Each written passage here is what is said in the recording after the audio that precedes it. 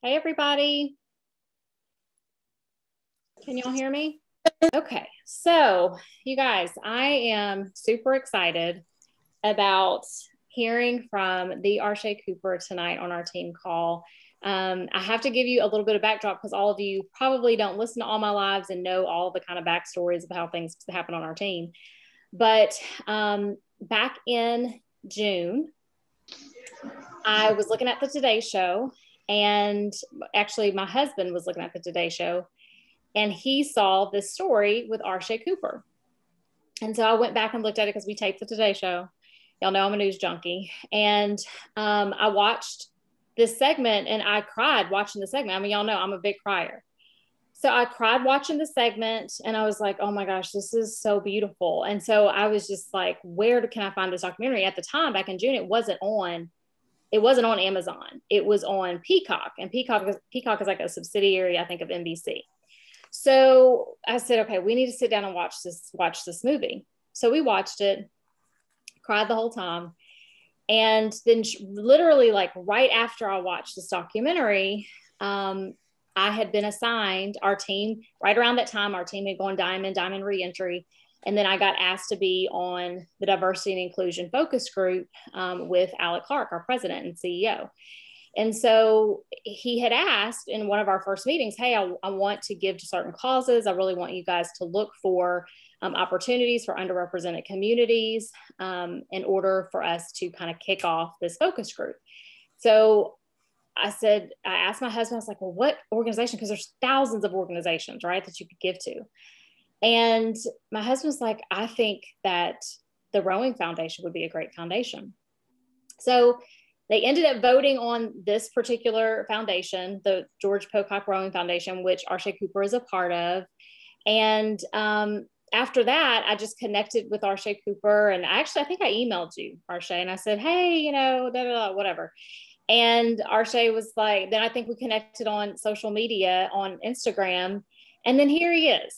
And so I am just super excited for you to share all of your story. But I think what resonated most with me in this documentary is all the things that you talked about, Arshay, in the film about what rowing did for you as a person, just a lot of the experiences that you had growing up and the things that you learned about all the things, y'all, that we are learning in this incredible business, about leadership, about success, about perseverance, stepping out of your comfort zone, teamwork. All of these things are just so applicable to what we do in our business every day, and how the sport of rowing really introduced you to so many of those things. So without further ado, you take it away, Arshay Cooper. Thank you so much for being on this call with us tonight.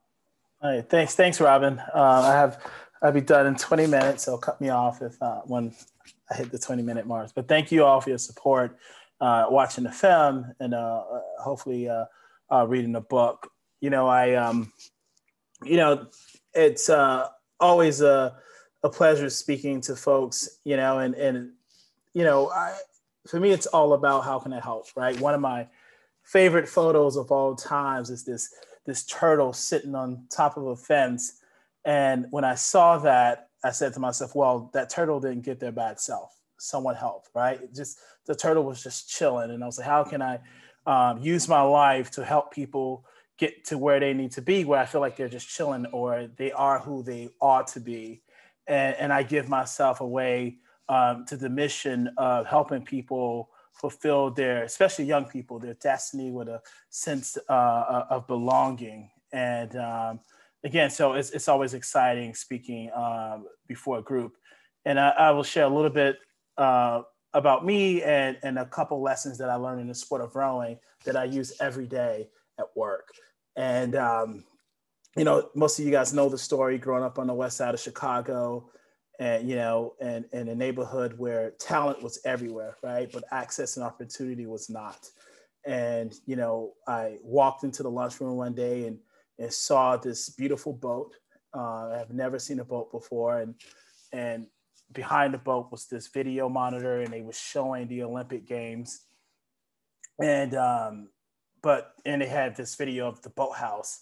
And although I felt like this was a great opportunity for me, the images and the decor of the boathouse didn't reflect the world I was used to. So I said no, and I walked away.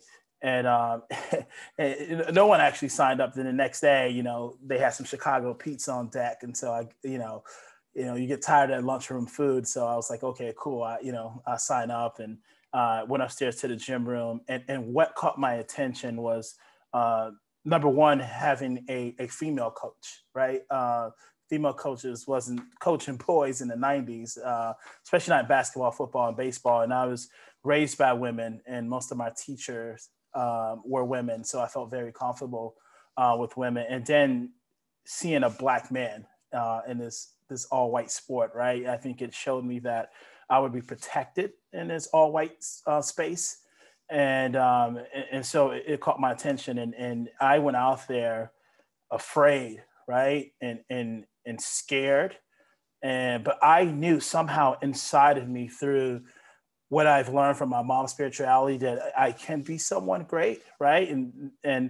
And I knew that on the other side of that choppy water, on the other side of that doubt, on the other side of that fear, on the other side of that foreign sport, was my unlived life, right? Was somehow an author, a speaker, a rower, and all these other great things.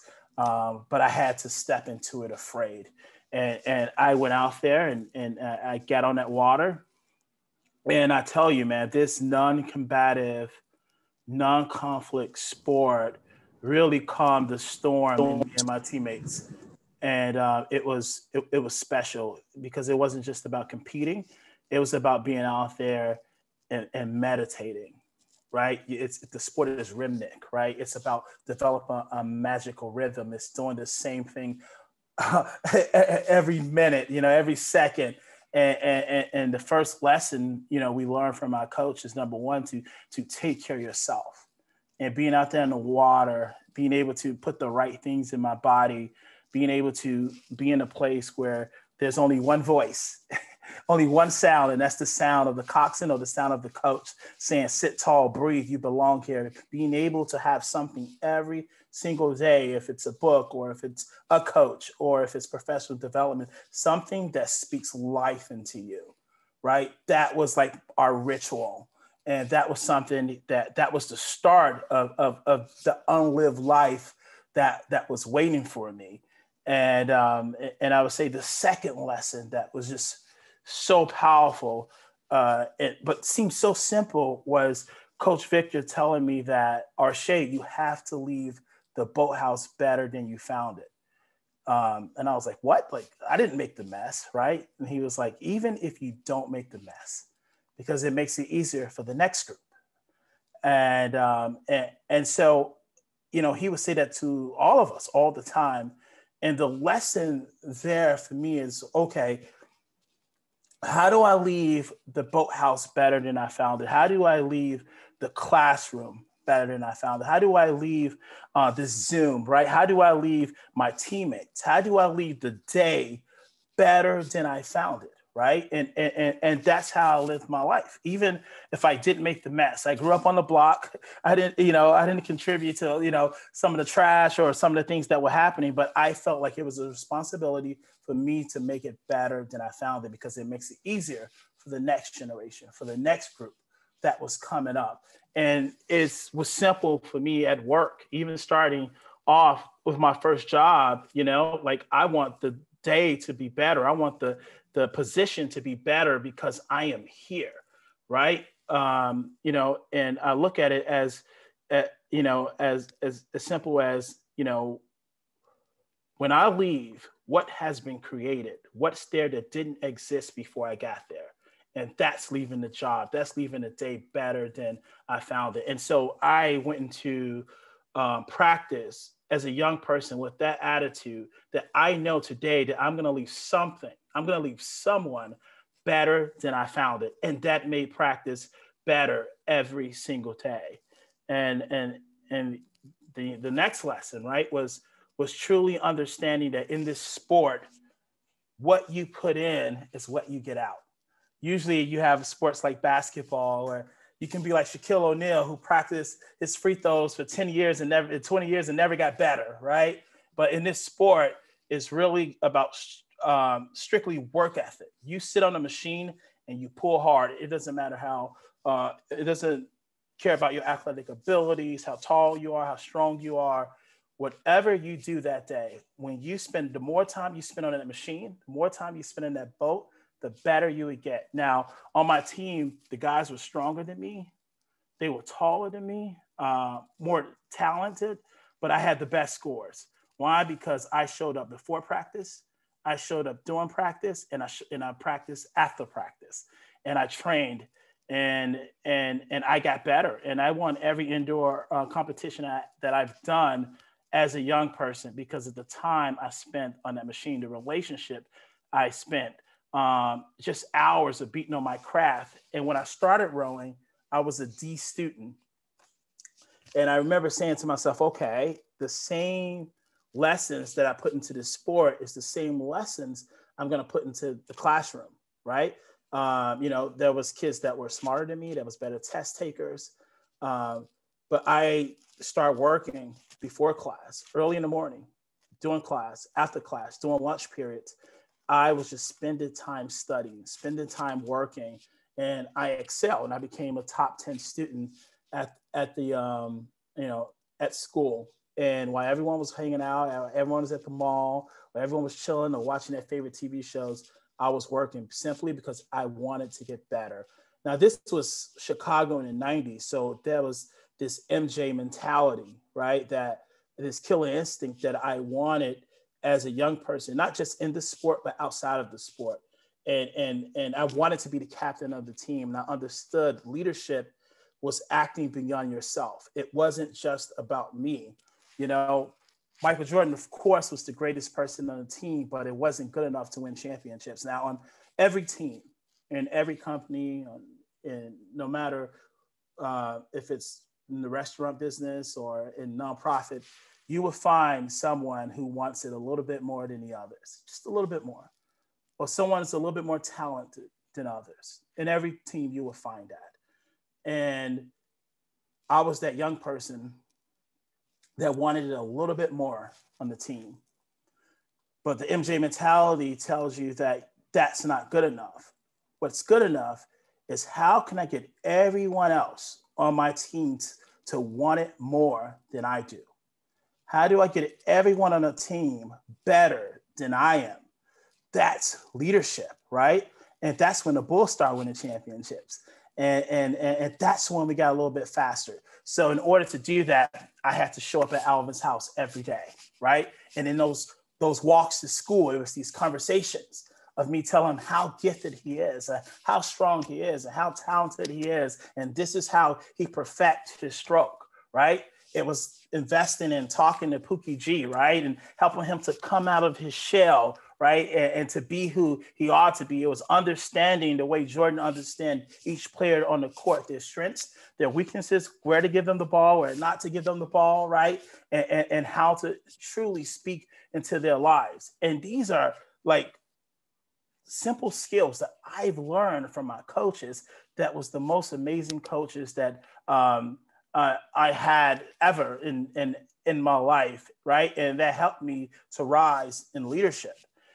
And then there was the go after it mentality. We were sitting, and I'll talk more about this in the book, sitting in the classroom. And I remember Ken walking into class one day, one of the coaches, and he had money in his hand and he was yelling, "Who wants this?" And everyone's screaming, "I want it, I want it, I want it." He was like, "Come on, who wants it?" And I'm screaming, "I want it," right? And I knew if I can get this money out of his hand that I'm not going to buy ice cream. I'm not going to buy a video game, but I'm going to take it home, give it to my mom, and it's going to be more food in the refrigerator. Like that was my mentality. So I am screaming, "I want it." And at one moment, Ken locked eyes with me and he said, "Who wants this?" And I was like, "Okay, I know it's going to be mine." And at a second after that, someone runs up and grabbed the money and sat in their seat. And I was crushed. And what he said really changed my life as a 16-year-old. He said, when you want something, you can't just talk about it. You can't just scream about it. or you can't just tell your friends. And these days, you can't just post about it. If you want something, you have to get up and go get it, because if you don't, someone else will.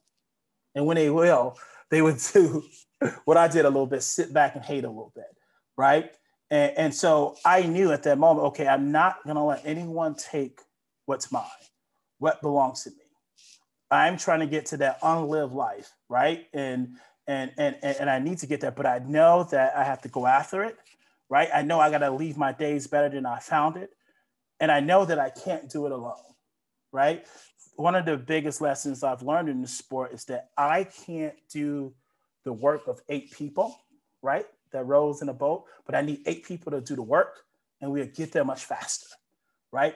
And how do I get everyone to do the work? How am I going to get everyone to connect? How am I going to get everyone to build that magical rhythm, right? And so rowing does a good job with taking leaders and making them followers. And I know I was this natural born leader, but I also had to become a follower, right? I had to follow my team. I had to follow my leadership. And leadership is an amazing thing. And again, my coaches didn't talk a lot about leadership, but they modeled leadership. I was speaking to a group in Harlem a couple of years ago, and these were 6th graders. And these were all young Black men. And I asked them all, one by one, what's your dream? And one kid said, to eat at Chipotle. And everyone started giggling. And if you look in his eyes, you can tell how serious he was about eating at Chipotle. Because when I was young, if Chipotle was out, there was no way I would be able to afford it, right? Like, I still, making decisions on, do I want to get the guacamole or not? Like, it could be a little expensive. And so I remember after the session, I gave the school counselor $20, and I said, you have to make sure he eats Chipotle.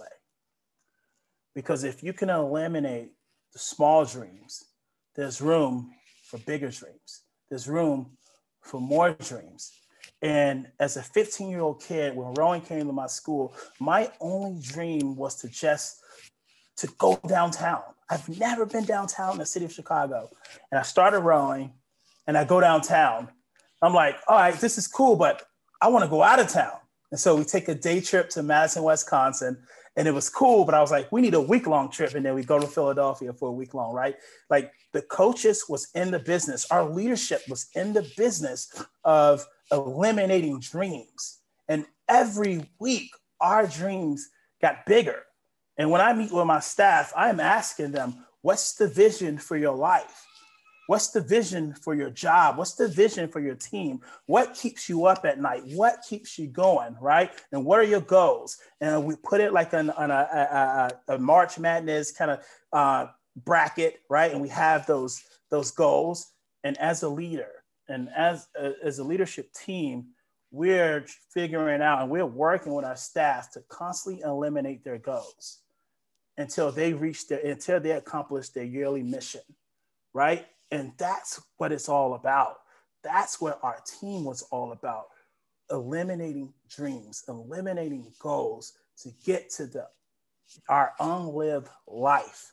And we did that weekly. And it was just amazing. And we didn't say, hey, we're going to build this bridge or this big wall, and it's going to be amazing, and it's going to be awesome. And I think Will Smith said, no, you don't ever start there. You wake up tomorrow and you just lay one brick as perfect as you can every day, and then you will have that wall and you will have that bridge. And when you do it together, right, that bridge is done effectively and fast and quick. And so that was my mentality, right? The same, with that rowing machine, again, you can be more talented, more stronger, but no one was going to outwork me. No one. I couldn't control the strength. I couldn't control being athletic. I couldn't control how tall everyone was, but I was able to control the amount of hours I put into getting better. And I know I have a lot of time, but I want to end by saying that my dream job was to be a chef, right? and like not just a regular chef, but some kind of celebrity chef, because my high school had a great culinary program. And and so I graduated high school, and I meet with Ken, and he said, "You have to have a plan, and it's going to take creative thinking." And I was like, "Okay, I'm going to spend time just planning." And I planned, and I created, and I planned, and I created, and I wrote down everything. And so I get accepted to Le Cordon Bleu Chicago, and I get a job at a Starbucks in the most wealthiest neighborhood in Chicago. And this was part of the plan. And so I'm there every morning from 5 to 10, and I'm at school from 11 to 4 every day. And that Starbucks is where some of the NBA players went, the aldermen, the elected officials, the lawyers, the doctors, and I'm getting to know them every single day, asking them about themselves, their families, how their day's going. And every now and then I would give them a cup of coffee. And then I'm learning to be an amazing chef. And then I go to, on the weekends, and to Blackbird, which was the #1 French restaurant in the city. And they just won the James Beard Award. And I said, "Can I work free on the weekends? I don't care if I'm cutting carrots." They was like, "Of course." And so that was my life, right? You know, working all week at Starbucks, going to school, and then weekends at Blackbird. And so I made these business cards, you know, catering to families and couples and kids' parties. And I started hiring the young chefs that I went to school with. And so I took these cards and I started putting in the sleeves of the Starbucks cups to the lawyers, to the NBA players, to those young doctors, to all those folks. "How you doing? Hey, I am trying to go to Le Cordon Bleu in England. Support my business." And they was like, "Okay, so you go to Le Cordon Bleu now?" "Yes." "Where you work?" "I also work at Blackbird." It's like, "You work at Blackbird?" I was like, "Of course." I mean, they didn't know I was working for free cutting carrots, but I worked at Blackbird.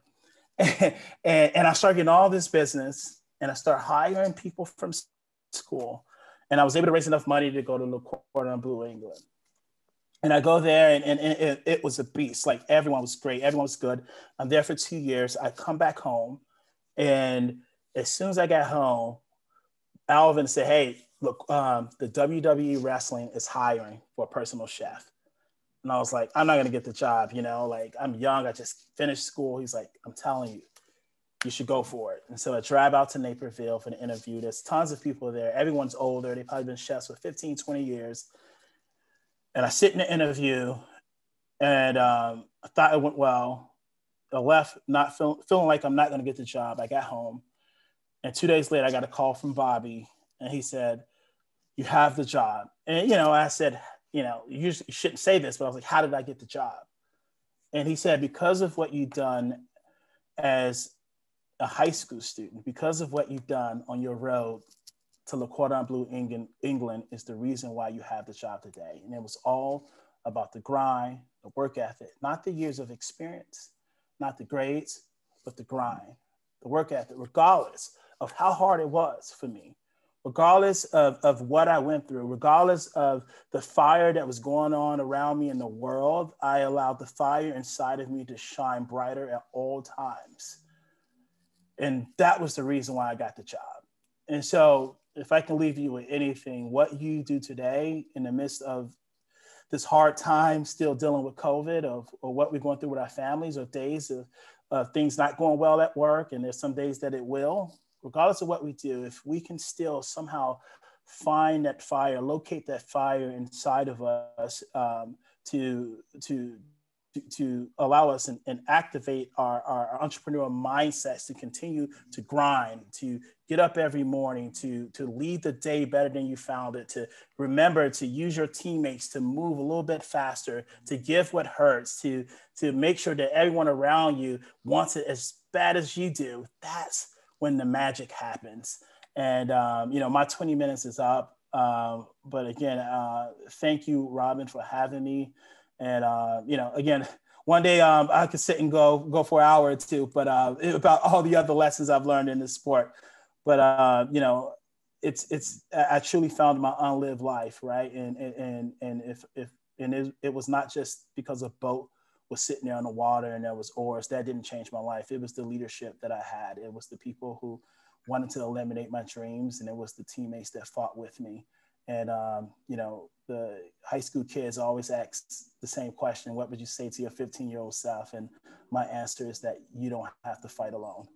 And that's my answer for you guys today. You don't have to fight alone. Oh my goodness. Well, I really did give you a time limit, Arshay. Keep going if you want to. But I will say this.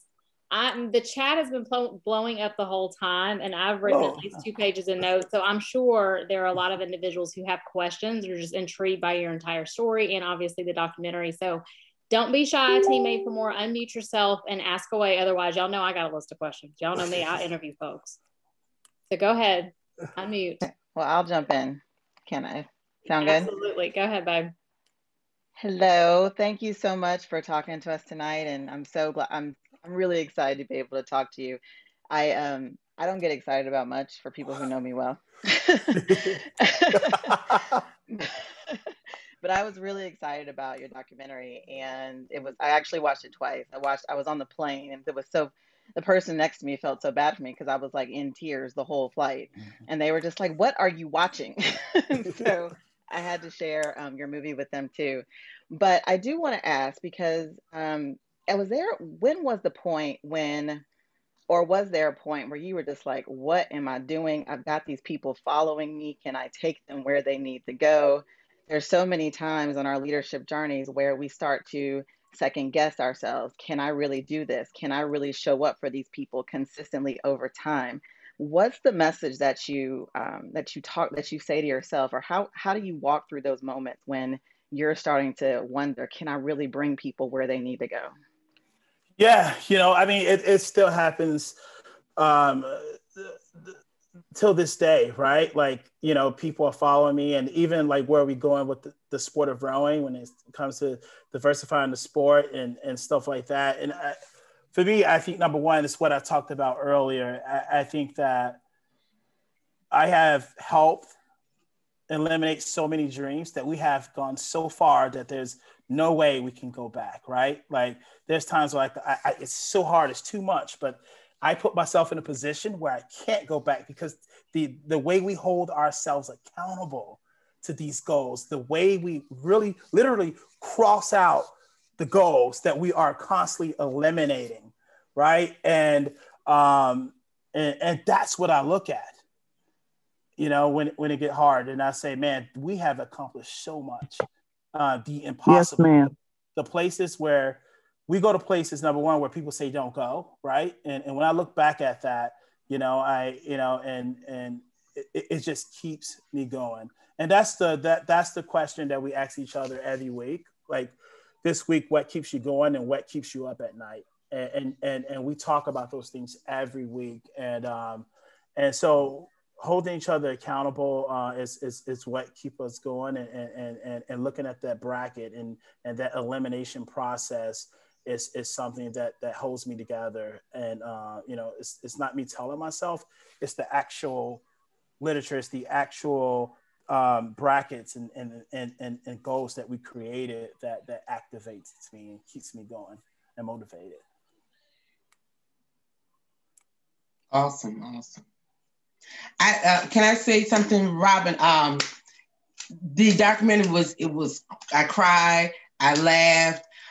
It was so hard, you know, meaning, and then I'm also Craig's Nash's cousin. So I also had heard about, I'm texting with him right now as we're talking about, as we're going through this.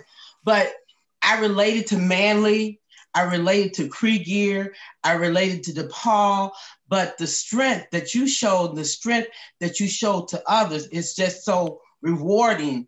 And as a Black man, I'm just so proud of you. I'm so proud of this. I just had to just throw that out there. I'm so proud of you. No, thank you. Judith, there's some things in this world we would never see unless we do it, you know, and that's the way we should live our life and not let the small distractions destroy our journey, right? I remember when I was learning to ride a bike, and every time I would stay focused on the bushes, I would end up there, right? You know, and so I was like, I can't, you know, I have to stay focused on what lies ahead and not the small distractions, right? And you know, and that's something that, again, that I use the same lessons I used as a young kid, or I learned as a young kid, I use every day and teach those things every day to our young growers.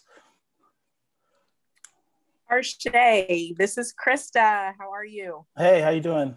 I'm good. Look, what you and your teammates were able to do really is extraordinary given your circumstances. I mean, really. And what I'm just most intrigued about is what caused you to dream bigger and push to change your circumstances? Because I'm sure you have plenty of friends that didn't make it out, right? Just got sucked into that environment. What's the difference? What allowed you to tap into that? It's amazing.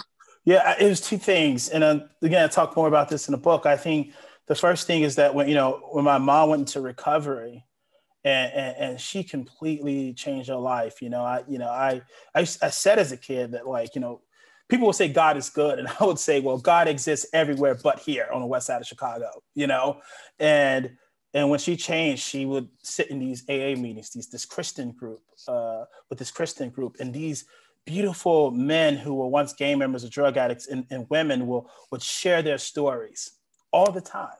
And the storytelling was so beautiful. It was like the guys that was in the film, like they split themselves open and they truly let out the trauma that they faced growing up on the west side of Chicago. And even when my mom didn't go, I would just go because I just fell in love with the storytelling. And I remember I was asked so many questions, like, how do you do that? How do you become a leader?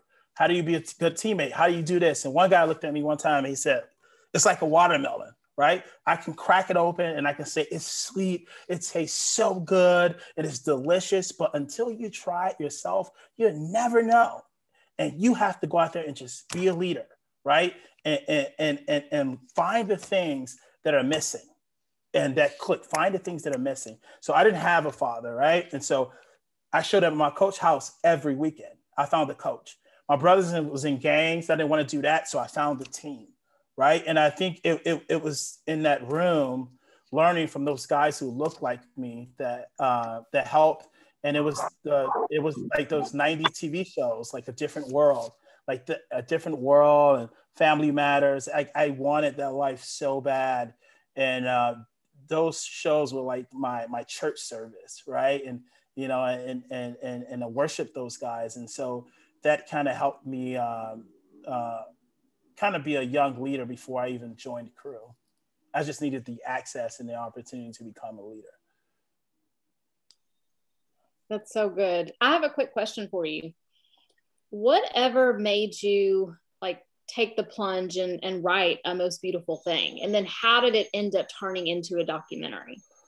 Yeah. It was, everyone would always say, like, this has to be a movie one day, have to be a movie one day. And you would hear that all the time. And it was, again, I always spent my time talking to young men, but it was a situation in Brooklyn in the Marcy Projects where a young guy was punching the table in the middle of a speech because I was going in detail about my mom addiction. And I was like, wow, like, you okay? You want to talk about it? And he shook his head no. And I remember the after school instructor was she was like, Daquan, get out of the room. And I was like, no, let him stay. And then he started saying, my mom's so stupid. My mother's so stupid. And I was like, you want to talk about it? And he talked about how his mom died in the projects. They were supposed to move, but they never moved, this whole story.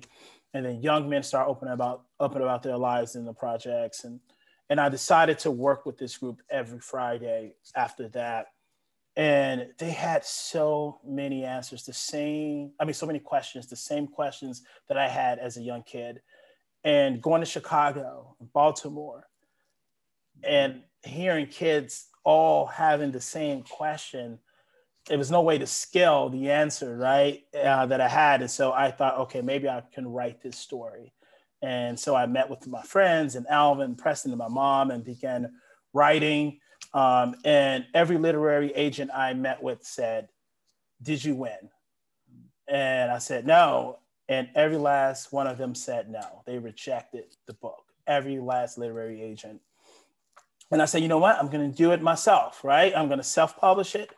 And I self-published the book.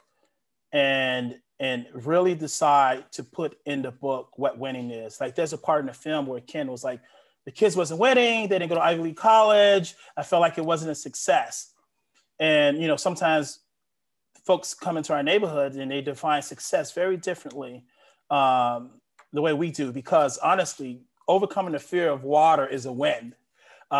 Getting what the world has been trying to solve, getting guys together who didn't get along because of structural limitations, and those guys becoming a brotherhood and loving each other was a win. Showing up at the boathouse on an hour and a half bus ride every day was a win, right? And so I wanted to talk about the real wins. And school started buying the self-published book. I was hustling. I was on the train with books and selling them. And then this lady, Mary Mazio, read the book.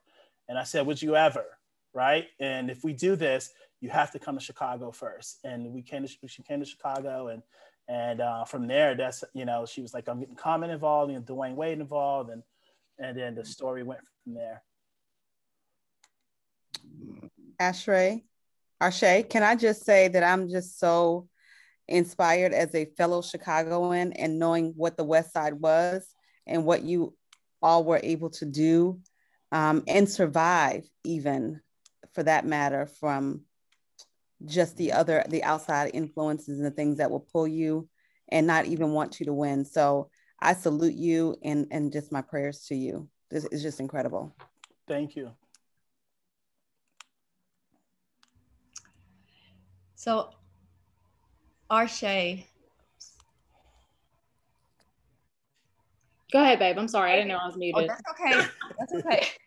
This is Kelly. And I too have just been so moved by your documentary. And the title was absolutely perfect because it truly is a most beautiful thing. You have accomplished some amazing things. And I'm just curious, what's your next big goal that you're setting out to slay? Well, all right, here's some news. It's not out yet, but I can talk about it. The film was just picked up from Amazon Studios as a scripted TV series. So that's hot, right? I'm pretty excited about that, you know, and it will be based on our teenage lives, but you know, any Black man who has a movie done about their lives, they still say, I want Denzel to play me. So I'm still, you know, going after that. You know, and we started, which Robin talked a little bit about, the Most Beautiful Thing Inclusion Fund, which we bring rowing into cities like Baltimore, Detroit, and other, you know, other cities in this country to make sure that every young kid has a seat, right? That every young kid can experience the change of power of the water, and we get them academic support and recruited to college. And I think the last big goal for me that's in the pipeline that I've been working on so hard is that you know, this sport been an Olympic sport for 150 years plus. And there's only been, I'm talking 150 years that this sport been in our country as an Olympic sport. There's only been 5 Black Olympians. And none of them has rowed on American soil in the Olympics. And LA 2028, it's here. Right. And that boat is going to look like us. And so that's the pipeline that I've been working on so hard on. And it's exciting. This film has inspired many others to say, all right, I think I'm going to try this, you know, because, you know, people are skeptical about this sport, but we've been working so hard on that. And so that's kind of what's in the pipeline. Awesome. Thank you. I'm curious. You mentioned God looked so different to you. In your world, in that world. And I get it. How did he finally end up looking to you? Who? I'm sorry. God. Yeah, God. You know, yeah, I think, again, it was, I think the relationship that our mom introduced us to, right? When she came, I mean, for my mom, when she came home from her Christian recovery home, you know, I think that, first of all, every day we had devotion in our house. We sung songs and read the Bible every single day from the moment she came home when I was in 8th grade to my senior year when I left home. Every day was that devotion. And every person, I tell you, not only my mother was on drugs, when she changed, I was like, okay, there is a God.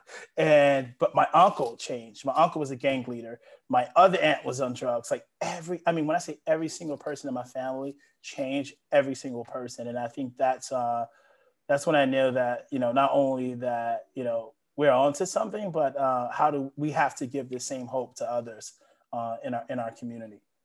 Mm-hmm. Right. All right. I have a question. Thank you. Hey, Arshay, I have a question. I too was inspired by the story, and I told Robin I cried like 8 times, and I was so moved that my husband is an entrepreneur as well. I had to get him to watch the movie, and he loved it. But I want to know, I looked for the book Sugar Water, and is it only available on Amazon, or is there another place I can purchase it? Well, so when I self-published the book, when everyone said no, it was Sugar Water, right? And and so A Most Beautiful Thing is the same book. So after the film was being filmed, now I had all these publishing houses reaching out like, we'll give you this deal. So the tables have turned for me. And for me, it was a marketing decision to change it to A Most Beautiful Thing. And throughout the process of filming, a lot of those scenes didn't make it. But from my brothers, from mom, from everyone else, everyone kept just using the word beautiful to describe these Black men on the west side of Chicago in this sport, in their relationship with this sport, and how much they give to the community and the young people they hire in that community. And so that's how we changed the title. So it's the same book, but it's just called A Most Beautiful Thing. Oh, thank you. Okay. Yeah.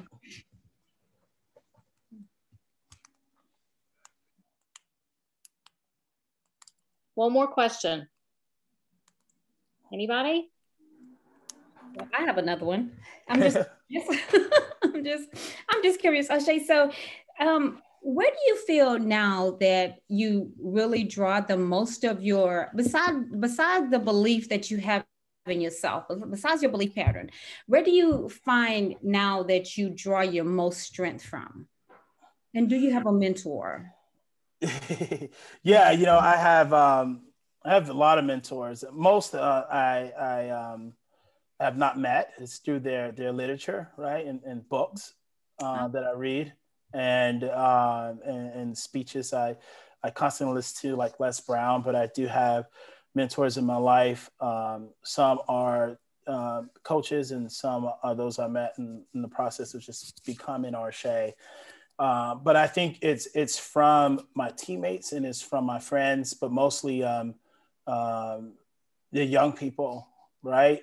I can't give up. I work myself to sick some days, right? And because this work is so hard, right? And especially when you work on places like the west side of Chicago. I mean, you wake up and you skip over pools of blood. You hear gunshots when you sleep. You lose friends. You run for your life. You experience, like the film said, what most soldiers have experienced in war, but before you're 15 years old.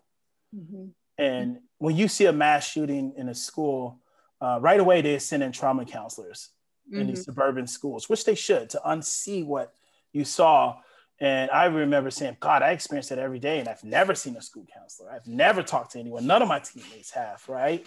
And, and so young people are battling that today.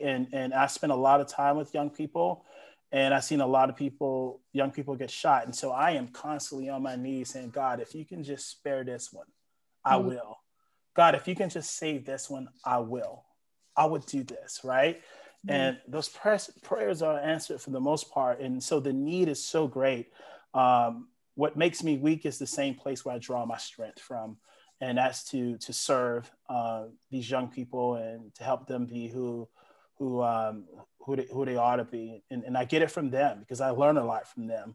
And I see their drive and their strength. And so that's what keeps me going, right? And that's that was the guys' mission. They felt like the closer we get to our hurt, the closest we get to their hurt, the more people we'll reach, right? And we get strength from that somehow. And so that's again, that's what keeps me going. Those young leaders and seeing them change, right? Seeing who they were and the person they ought to be, and watching that meet every single day, right? When you eliminate those dreams, I mean, it makes you feel just powerful, right? And again, there's no way you can go back from there. Right. Beautiful. Wow. Yeah. Thank you. You are such a change agent. You are such an amazing example to so many individuals, starting with, the 90 some odd folks that were blessed to be able to watch your documentary from my team. So I just want to thank you, Arshay, for taking time out of your busy schedule to spend 45 minutes with us. We appreciate it so very much. No, thank you. Please, you can connect with me on Instagram or Twitter or Facebook and LinkedIn. And thank you guys. And I know you guys are in good hands with Miss Robin here. And reach out anytime. Truly reach out anytime. We appreciate you. Thanks so much, everybody, for hopping on. Y'all have a good night. Thank you. Thank you. Thank you. Thanks, guys. Thank you. Thank you. Thank you so much.